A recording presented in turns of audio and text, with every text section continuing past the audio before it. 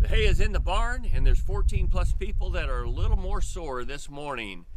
I want to thank them for their efforts and really appreciate that hay that we were able to load in the barn, about 260 bales, is going to feed the horses of Roffer Ranch for this next year.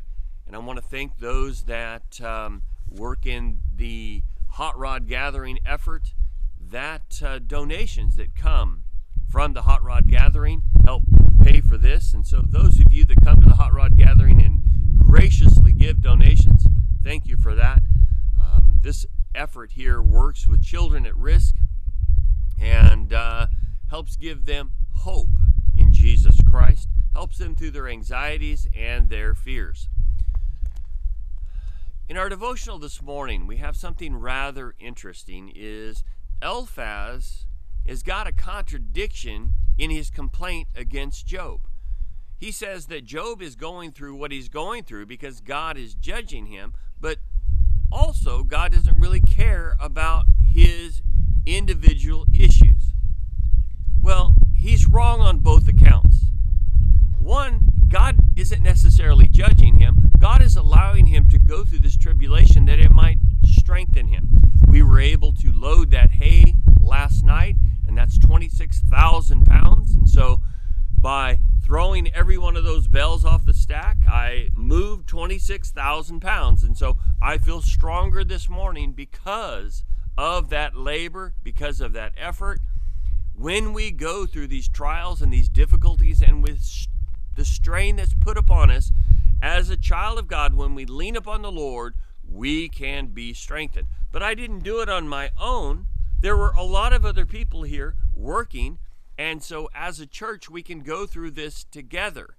So you see the parallels. Also too, Eliphaz made it seem that God didn't really care for Job individually.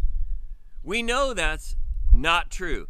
God deeply cares for us individually. Just as this ministry works with each individual child and cares about the person, God cares about the person. And I tell you what, He is an intimate God that you can cry out to in prayer. Our world is in some difficulties right now.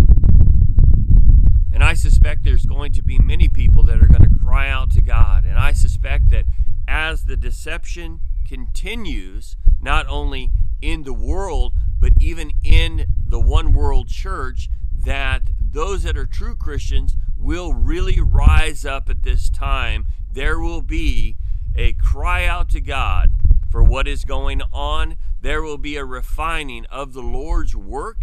There will be people that will be saved. And I will tell you, as the Lord's return draws near, you're going to see a revival and an awakening. I encourage you to be a part of that. If you're a praying person, pray now more than you ever have before.